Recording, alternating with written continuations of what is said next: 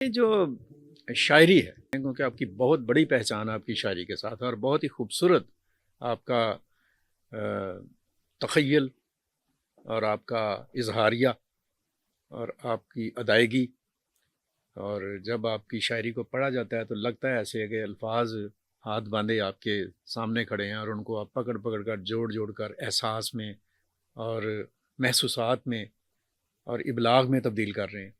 تو کب سر یہ شروع ہوا آپ کا سلسلہ شاعری کے ساتھ؟ یہ میرا بچپن سے ہے، اور اچھا، آپ کو میں سناؤں، میں بھی میرے دوست ہیں علی نواز شاہ صاحب، بہت جی بڑے جی، ناول بے شک، بہت نگار ہیں۔ ان کا ہاں، ناول یاوا جو ہے وہ ابھی میں جو یہ سمجھتا ہوں بڑا ان کا کہ دنیا میں جو اس وقت میں سمجھتا ہوں کہ بڑے ناولوں میں بڑے رکھا ناولوں جا میں سے، سکتا ہے، نیوز اور کاسٹر ابھی بھی بڑا ہے۔ کام ہوگا اس ناول کے اوپر جی جو انہوں نے انشاءاللہ، تھاٹ اس میں جی جو جی۔ فلسفی دی ہے، بالکل۔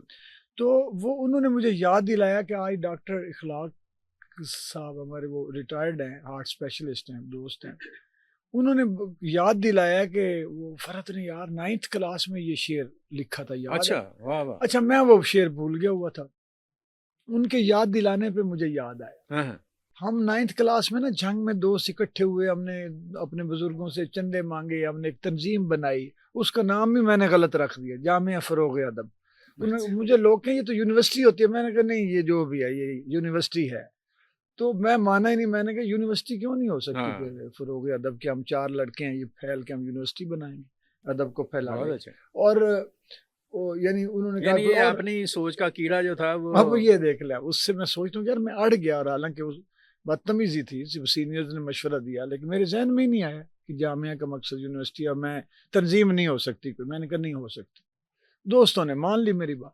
اچھا انہوں نے مجھے وہ شعر یاد دلوائے کہ روشنی شہر کے نادار کے گھر آئی ہے، اچھا، روشنی شہر کے نادار کے گھر گھر آئی ہے، کیسے دیوار کے سینے سے گزر آئی ہے، اوہ ہو، واہ واہ واہ، اور زندگی گاؤں کے ان کچے گھروں کے اندر،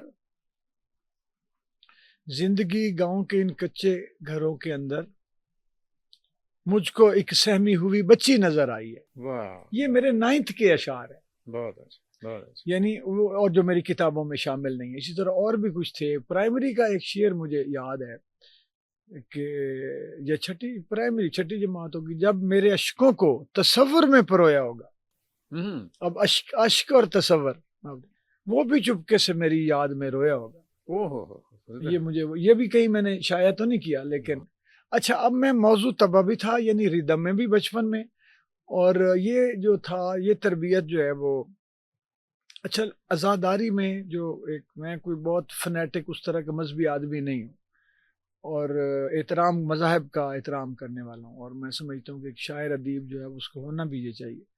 لیکن اب ہم تو صرف انقلاب ہی لے لیں تو کربلا سے بڑا انقلاب کیا ہے نا جی، وہاں حق کہاں بلند اتنا قربانی صاحب۔ تو عزاداری جو ہے لاہور کا تو کلچر ہے، وہ خواجہ صاحب، آفتاب صاحب جیسے، وہ یہ لاہوریوں کو پتہ ہے، سبیلیں، یہ اور طرح کا تھا، سارے مل کے بنانے والے۔ عزاداری ایک بہت بڑا ادب کی تربیت کا ایک ماحول اور سمجھ لیں کہ تربیت گاہ ہے۔ اس میں ردم جو ہے، یہ جو ماتم ہے یہ ردم دیتا ہے، ردم کی یہ بھی تربیت، ایک نوحے، سے جی جی جی۔ اسی طرح وہاں پہ ذاکرین کے جو ہوتے تھے، ان کو دوڑے کہہ لیں، رباعیات، امیر انیس کا پڑھا جانا، پھر علماء جو ہیں ان کی تلفظ، ان کا